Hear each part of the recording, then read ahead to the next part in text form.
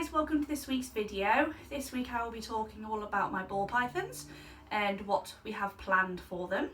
So I do actually own 3 ball pythons, but one of them is with my parents back in Wales. The only reason we haven't brought him here to the Cotswolds is because when I moved him just half an hour down the road, he went into meltdown.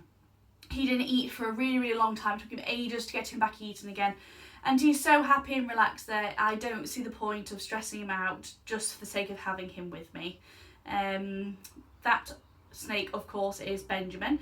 Benjamin was my first ball python that I ever owned. When I first got him, I travelled, it was nearly 3 hours to get him. I really did go quite a way. I was really determined that I wanted like the perfect snake for me, and I knew when I found that snake I would really gel with them and it would just be right for me at the time.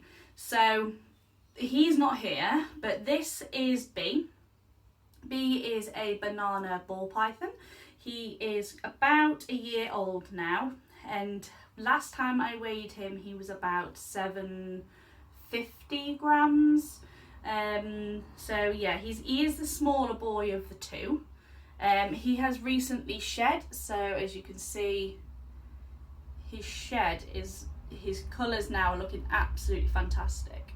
I would get Duck out and show you Duck as well, but well, he might do. He's looking at me from inside his bit, so he may come out. We'll have to wait and see.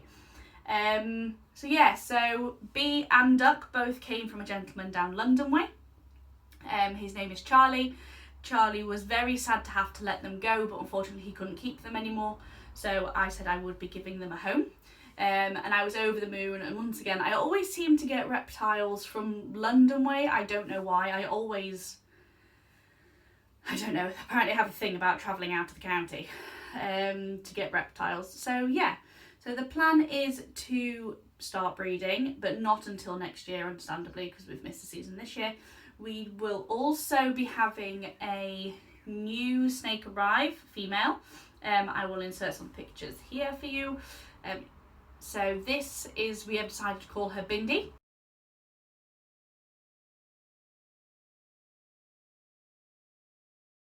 Pastel pinstripe. We are so lucky to be getting her, and we cannot wait to pick her up. I would say the name of the breeder, but I can't remember who that is, so I will pop it just below at the bottom of the screen so you can see who it is. He is on Morph Market. We're really lucky for the fact that we're not actually getting Bindi until September time. It gave us a chance to get everything sorted out at our end, and he's been really kind to hold on to Bindi for us, especially because we are travelling in the beginning of September, so we wanted to get that out of the way so then we will be here, be with Bindi when she first got here, just in case there's any feeding problems or anything like that when she first arrives. Obviously she will also be going into quarantine when she first gets here, so she won't be coming straight into the reptile room. She will be being separated slightly from the other snakes, just in case she brings anything with her. And I'm not saying in any way that I expect the breeder to be sending her with any sort of mites or anything like that, but you never know, and it's just always safe just to double check. And I would hate for any of my reptiles in the reptile room to pick anything up. You're not being helpful. So yeah, so the plan is next year we will start breeding. I'm not entirely sure which boy we'll be breeding with yet. I would love to think that we could breed with B, because Banana is just one of my favourite morphs in the ball python world. However, he is rather on the small side. I don't think he'll be quite ready, and if he's not ready, we're not going to push it. It's just not worth it.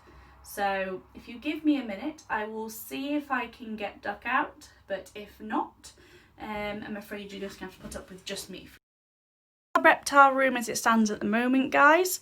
As you can see, we have this Viv here, which is currently my next project. It is in the making of being done at the moment. I just need to get a couple of things like light fittings, alter the ventilation slightly in it, and get some more plants and stuff to put in it. I'm not entirely sure what will be going in there at the moment. It will probably be a gecko of some description, but as I said, it's still very much in the planning. If we scope around then, at the moment here we have this huge bookcase. It is huge. I will be changing this to a shelving unit that will be strong enough to hold Vivs on, this Viv over here. Excuse the styrofoam in there, guys, it's just from some packaging when one of the Vivs arrived. So yes, that will be going here, and then in this corner here, this will be going, and we'll be having another stack of Vivs like what the 2 ball pythons and Echo, the leopard gecko is in. So yeah, so then obviously we've got the window. At the moment, got this huge Viv down here. My aims are with this Viv that I do want to eventually get a rainbow boa to put in there. It has been one of my dream reptiles to have. I think probably rainbow boa and Bosque monitor are both very high up on my list to have. And then we have this little tiny Exoterra here, which I think I would like to have some type of tree frog in there, maybe even milk frogs. I'm missing tree frogs, I'm not entirely sure. And then annoyingly, well, not annoyingly because it's a great tank to have, we have this lovely big tank here, but it overhangs, guys. This will be going onto the rack system that will be over here. And then obviously we have Echo's enclosure, duck, and bee. So yeah, so that's everything at the moment. We'll shoot back to duck now before we go, and I hate the glare that appears on Vivs. It's so annoying. So annoying. So yeah, so duck didn't want to come out, that's completely fine. As I said, next season we'll hopefully be breeding with him. He will hopefully be up to size, but if not, it's not a problem. We will just wait. Duck is a firefly and came from Charlie as well, the same as Bee. He's a very confident snake in his Viv. Out of his Viv, he's a little bit more shy, unlike Bee is the other way around. He's more shy in his Viv, but more confident out and about. So yeah, thanks ever so much for tuning in, guys. It was lovely to have you all here again this week. Please hit that subscribe button and don't forget to click that like button either. Help us get our channel growing, and I'll catch you all next week when I do a talk through on Echo, what problems she has and what setup she has at the moment. Okay, thanks guys.